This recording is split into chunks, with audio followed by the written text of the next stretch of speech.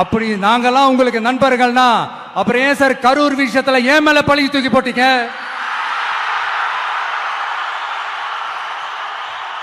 உங்களுக்கு மனசாட்சின்னு ஒண்ணு இருந்தா அப்படி பேசிருப்பீங்களா?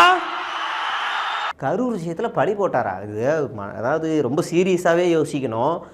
இந்த மாதிரி ஆளெல்லாம் அரசியலுக்கு வரவே கூடாது. சாட்டை எடுத்து அடித்து விரட்டணும். நீங்களாம் வரவே வராது. இந்த மாதிரி ஒரு அசிங்கம்லாம் அதாவது விமர்சனம்ன்றது வேற. ஒரு அஃபீஷியல் பர்சன், கட்சியோட அஃபீஷியல் பர்சன் எவ்வளோ பச்சை பொய் பாருங்க, திருட்டு பையன். அப்படி தான் மரியாதை இல்லாமல் தான் பேசுவேன் நான். எவ்வளோ அயோக்கியத்தனம் பாருங்க. அவர் முதலமைச்சர் ஸ்டாலின் என்ன சொன்னார்?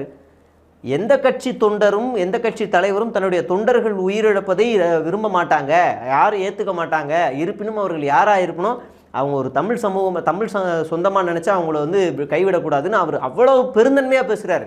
திமுக காரங்கெல்லாம் கத்துனாங்க, அவன் கட்சிக்காரன் அவங்கள கொண்டா என்ன தலைவரை நீங்கள் இப்படிலாம் பேசுகிறீங்க. இந்த ஆளு எவ்வளோ அயோக்கியத்தனமான பேச்சு பாருங்க. அப்படி நாங்களாம் உங்களுக்கு நண்பர்கள்னா ஒரு ஈவெண்ட், ஒரு ஃபங்க்ஷன் நடத்துறதுக்கு ஒரு இடமோ ஒரு பர்மிஷனோ ஏன் கொடுக்க மாட்டேன்றீங்க? பர்மிஷன் கொடுக்கலையா? வேலூருக்கு போய் இந்த காப்பி காட்டுறேன் பாருங்க. வேலூருக்கு இவங்க ஒரு மாதத்துக்கு முன்னாடிலாம் பர்மிஷன் கேட்கல. முறையாக பர்மிஷன் கேட்டே 5 நாள் ஆச்சு. 5 நாளில் கரெக்டாக கொடுத்துருக்காங்க.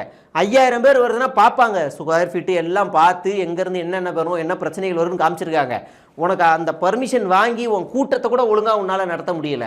அதுக்குள்ளே பேரிகார்டு ஏற்றுறான், QR கோடு மட்டும்தான் அனுமதி, நிர்வாகிகள் மட்டும்தான் அனுமதினா உன் கட்சி ஆளுங்களே உன் பேச்சை கேட்க தகுதி இல்லாத அந்த அளவுக்கு தான் நீ உன் கட்சியவே வச்சுருக்க. இதில் போலீஸை வந்து குறை சொல்லிக்கிட்டு இருக்கிறேன் நான். விடுங்க வேற. எங்க வாக்கு சாவடி வெற்றி வாக்கு சாவடியா? அதுக்கு அர்த்தம் என்ன தெரியுமா?